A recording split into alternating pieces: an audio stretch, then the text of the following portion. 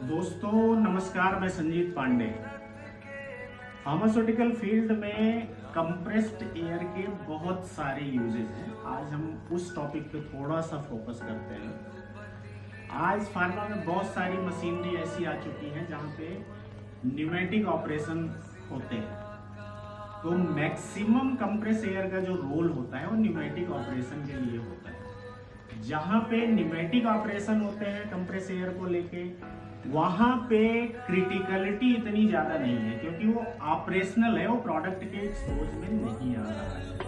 But pharma में बहुत सारी पोजीशंस ऐसी होती है जहां कंप्रेस एयर आपकी प्रोडक्ट के टच में आती है, प्रोडक्ट के साथ एक्सपोज होती है। जब कंप्रेस एयर प्रोडक्ट के साथ एक्सपोज होने लगती है या प्रोडक्ट के साथ वो कंटामिनेट हो रही है, मिक्स हो रही है, तो वहां पे हमको एयर की प्योरिटी का ध्यान रखना पड़ता है।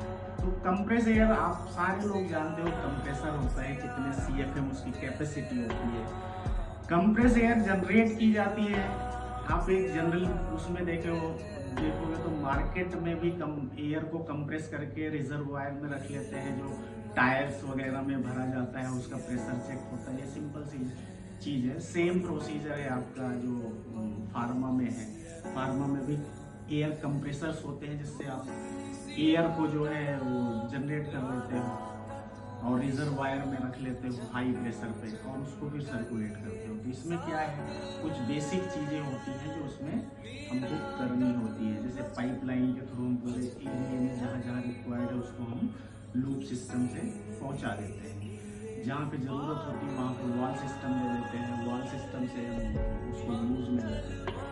पहली चीज हमने बताई कि जहाँ क्रिटिकल नहीं है, जो मशीन ऑपरेशन के लिए यूज हो रहा है, जैसे न्यूमेटिक ऑपरेशन के लिए मशीन यूज हो रही है, there is no critical impact on the product. जहाँ पे एक्सपोज हो रहा है वहाँ इम्पैक्ट है।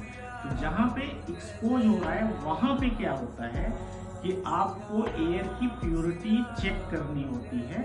तो इसमें बेसिक क्या होता है कि इसमें एक तो वैलिडेट आप करते हो फिजिकल प्रॉपर्टी, केमिकल प्रॉपर्टी और माइक्रोबियल, तीनों प्रॉपर्टीज को आप वैलिडेट करते हो यहाँ पे। जनरली इसमें क्या मिलेगा, इसमें ऑयल मिल सकता है, ग्रीस मिल सकता है, जो आप जनरेट कर रहे हो कंप्रेसर चला रहे हो उससे हो सकता है। मॉइस्चर मिल सकता है यानी वाटर मिलेगा, वो हो सकता है। ये फिजिकल चीजें हैं जो उसमें मिलेंगी। माइक्रोबियल कंटामिनेशन में पैथोजन, माइक्रोब्स, ये चीजें मिल सकती हैं आपको, यानी इन्वायरमेंट में वो चीजें हैं, वो हो सकता है।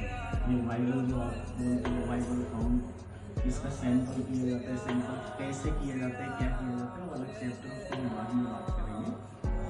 और केमिकल केमिकल कंपोजिशन उसका देखा जाता है, भाई कंप्रेस एयर जो हमने लिया है उसमें क्या एटमॉस्फेरिक में क्या है। ये जनरली उतना क्रिटिकल चीज़ नहीं है क्योंकि ये हम प्रोडक्ट पे इतना ज़्यादा इम्पैक्ट होता नहीं, क्योंकि इन्वायरमेंटल में नाइट्रोजन सबसे ज़्यादा होती है।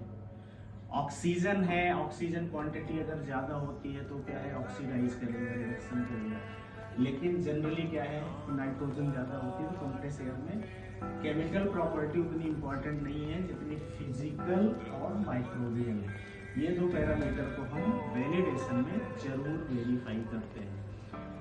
जैसे रिजर्वायर के बाद डिस्ट्रीब्यूशन से पहले हम क्या करते हैं कि यहाँ पे एक ड्रायर लगाते हैं। मॉइस्चर की प्रॉब्लम कंप्रेस एयर में ज़्यादा हो सकती है क्योंकि एनवायरनमेंट से आप ले रहे हो, आपको डिजायर मॉइस्चर से ज़्यादा मॉइस्चर मिल सकता है, इसलिए ड्रायर हम यूज करते हैं।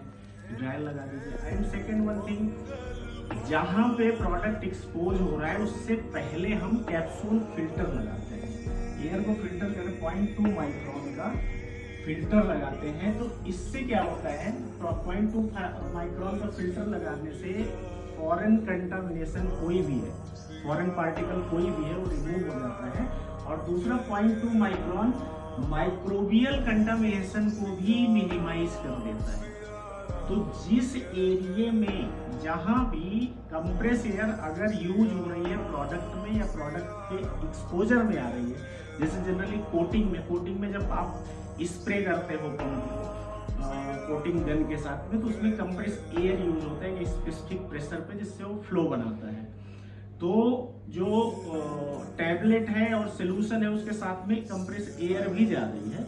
तो ये देखना, वेरीफाई करना जरूरी है। प्रोडक्शन का पर्सन हो या क्वालिटी का पर्सन हो, उनको ये टेक केयर करने की जरूरत है कि वो वहां पे जाएं, इनलेट पे देखें जहां से वो आ रहा है, टर्मिनल पॉइंट पे जहां से यूज में ले रहे हैं वहां क्या कोई कैप्सूल फिल्टर हमने लगा रखा है 0.2 माइक्रोन का।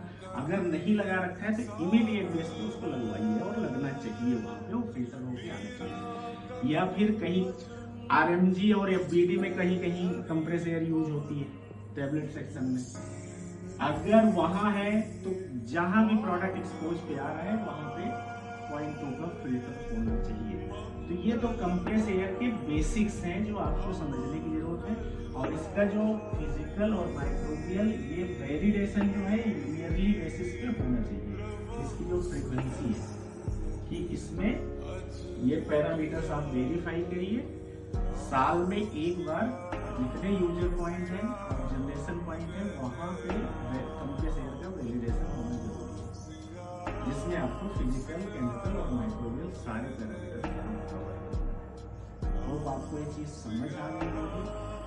ठीक है, अगर कोई चीज आपको जाननी है, समझनी है, आप चैनल को सब्सक्राइब करिए और वीडियो को कुछ कमेंट डालिए कि आपको कैसा लगा वीडियो।